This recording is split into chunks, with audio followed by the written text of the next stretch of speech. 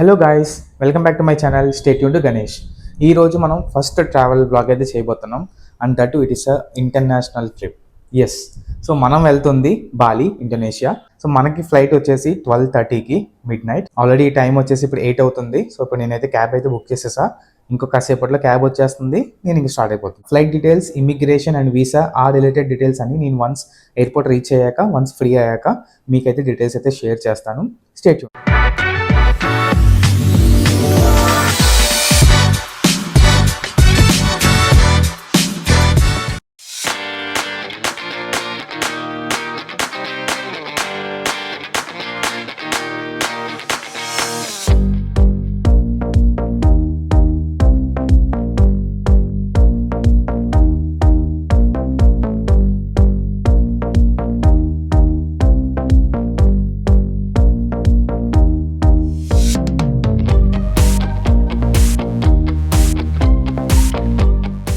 Airport అయితే reach అయిపోయా. Rajiv Gandhi international terminal 1లో ఉన్నా.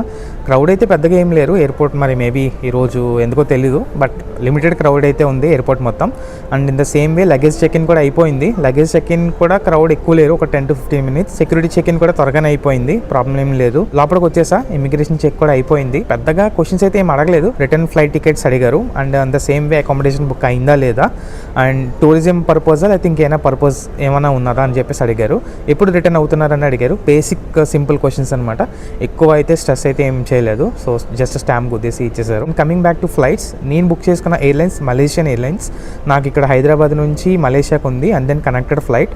నాకు మళ్ళీ మలేషియా నుండి బాలీకి ఉంది. ఫస్ట్ ఆఫ్ ఆల్ హైదరాబాద్ నుంచి నాకు 12:30కి ఇక్కడ ఎక్కిన తర్వాత 4.5 hours జర్నీ ఉంది. మలేషియా దిగుతా. సో మలేషియాలో కౌలాలంపూర్ ఎయిర్పోర్ట్లో దిగుతాను. అండ్ దెన్ అక్కడ ఒక 1.5 hour అయితే లేవర్ ఉంది. ఆ లేవర్ అయిపోయిన తర్వాత డైరెక్ట్గా నాకు మళ్ళీ కౌలాలంపూర్ నుంచే డైరెక్ట్గా బాలీకి అయితే ఫ్లైట్ ఉంది, సేమ్ మలేషియన్ ఎయిర్లైన్సే. అక్కడ నాకు తెలిసి అరౌండ్ 7:30కి మార్నింగ్ ఫ్లైట్. అక్కడ నుంచి మళ్ళీ 3 hours to 3.5 hours జర్నీ ఉంది. నేను బాలి రీచ్ అయ్యేటప్పటికి అరౌండ్ 12:30 అయిపోతుంది ఆఫ్టర్నూన్ డెన్పాసర్ ఎయిర్పోర్ట్లో. ఈలోగా మళ్ళీ మలేషియన్ ఎయిర్పోర్ట్ మధ్యలో దిగిన తర్వాత అక్కడ ఏమన్నా వ్యూస్ బాగుంటే నేను మళ్ళీ వ్లాగ్ చేసి అది కూడా యాడ్ చేస్తాను.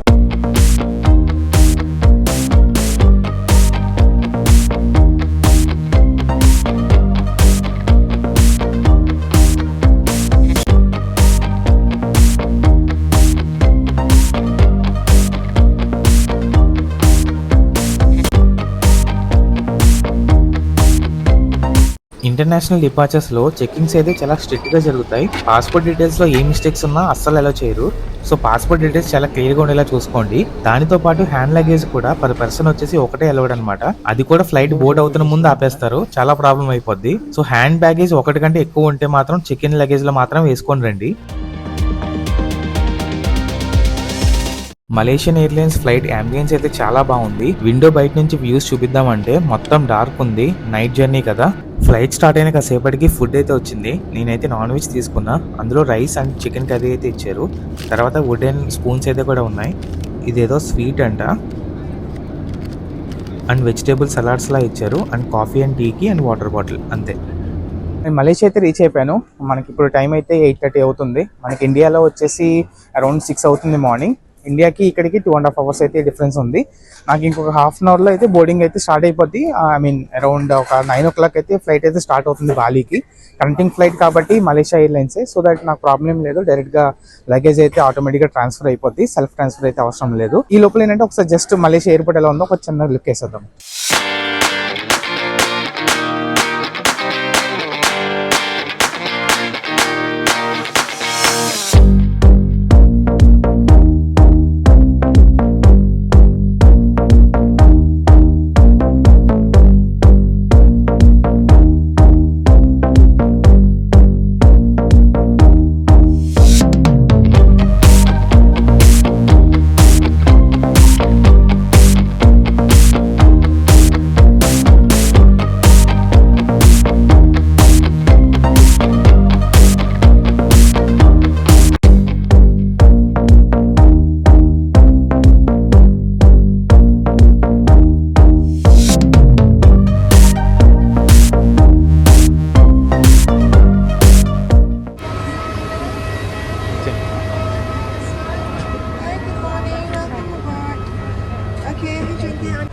8 सीटर।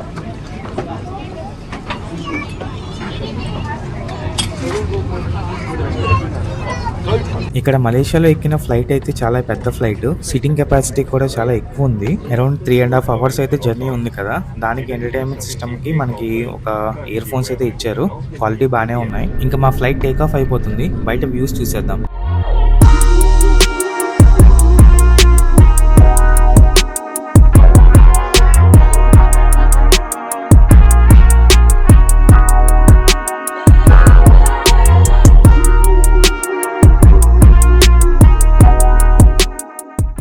సెకండ్ ఫ్లైట్లో కూడా సెకండ్ టైం ఫుడ్ అయితే సర్వ్ చేశారు. ఈసారి omelette with rice and fruit salad ఇచ్చారు. ఇవేవో 2 different టైప్ ఆఫ్ నట్స్ అన్నమాట. దాంతోపాటు బన్ ప్యాకెట్ ఇచ్చారు అండ్ చిన్న బటర్ ప్యాక్ చేసి ఇచ్చారు అండ్ యాపిల్ జ్యూస్, అంతే. ఫుడ్ అయితే నాకు నచ్చలేదు, మన స్టైల్ అయితే కాదు కదా. సో నేను ఎయిర్ హాస్టల్ వాళ్ళకైతే చెప్పాను, వాళ్ళైతే మంచోళ్ళు పాపం, వేరే ఫుడ్ మళ్ళీ సర్వ్ చేశారు.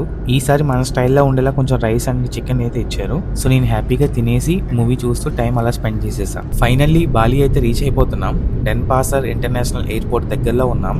బయట చూస్తే వర్షం గట్టిగా కొడుతున్నట్టుంది.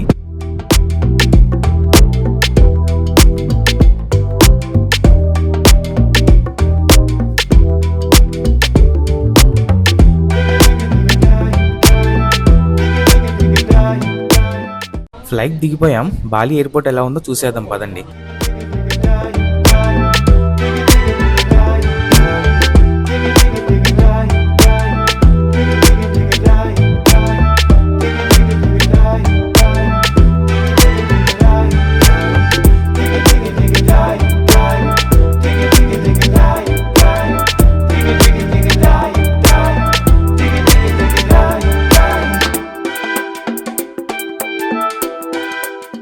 Finally landed in Bali.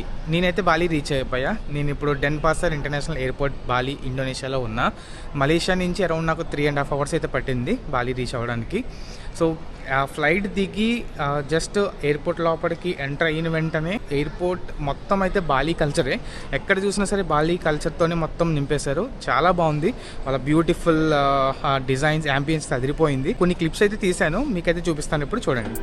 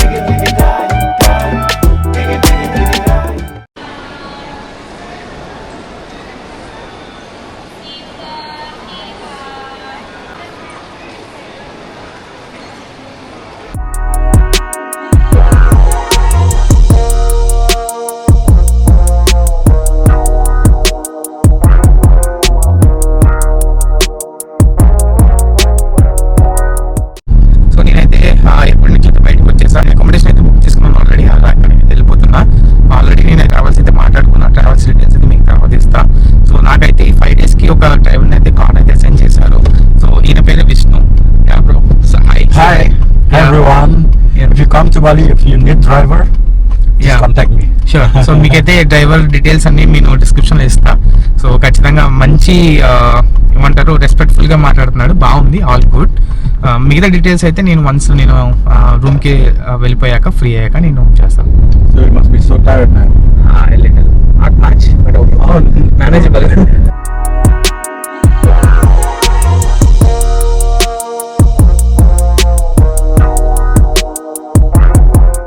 SIM card and money exchange కోసం మధ్యలో ఆగాము. మా డ్రైవర్ విష్ణు అయితే ముందే చెప్పేశాడు ఎయిర్పోర్ట్లో ఏమీ తీసుకోవద్దని చెప్పి. ఎందుకంటే ఎయిర్పోర్ట్లో చాలా ఎక్స్పెన్సివ్. మీరు సిమ్ కార్డ్ తీసుకోవాలన్నా మనీ ఎక్స్చేంజ్ అయినా సరే చాలా ఎక్స్పెన్సివ్ అనమాట. అందుకే మేము బయటకు వచ్చి తీసుకున్నాం. ఇండోనేషియాలో 2 to 3 నెట్వర్క్స్ అయితే ఉన్నాయి. అందులో మోస్ట్ టాప్ వచ్చేసి టెలికామ్ సెల్ అంట. ఇదైతే ఎక్కడికి వెళ్ళినా సరే కవరేజ్ అయితే బాగుంటుందంట. స్పీడ్ కూడా చాలా బాగుంటుందని అన్నారు. సో మేమైతే అదే తీసేసుకున్నాం. మా ట్రిప్ వచ్చేసి అరౌండ్ 5 days కాబట్టి మాకు అరౌండ్ 20 GB అయితే సరిపోతుంది. ఇన్ కేస్ కావాలనుకుంటే ఎక్స్ట్రా రీఛార్జ్ చేసుకుంటాం ఇఫ్ నీడెడ్. ఇండోనేషియాలో నాకు సర్ప్రైజింగ్ గా అనిపించింది మన మహాభారతంలో రోల్స్ అన్ని ఇలా స్టాట్యూస్ కింద కనబడతాయంట. ఇక్కడ చూడండి భీమ్ స్టాట్యూ. ఇలా పెద్ద పెద్ద స్టాట్యూస్ ట్రాఫిక్ సిగ్నల్స్ దగ్గర లేదా హైవే మధ్యలో కనబడుతూ ఉంటాయంట. ఫైనల్లీ హోటల్ కి అయితే వచ్చేసాం. చెక్ ఇన్ కూడా అయిపోయింది. మేము తీసుకున్న హోటల్ వచ్చేసి కూటా సెంట్రల్ పార్క్ కూటా అనే ఏరియాలో ఉంటుంది. రూమ్ కూడా బాగుంది, మంచి డీసెంట్ గా ఉంది. హోటల్లో ఫ్రెష్ అయిపోయి బాలీలో లోకల్ స్ట్రీట్స్ చూద్దామని కిందకైతే వచ్చేసాం.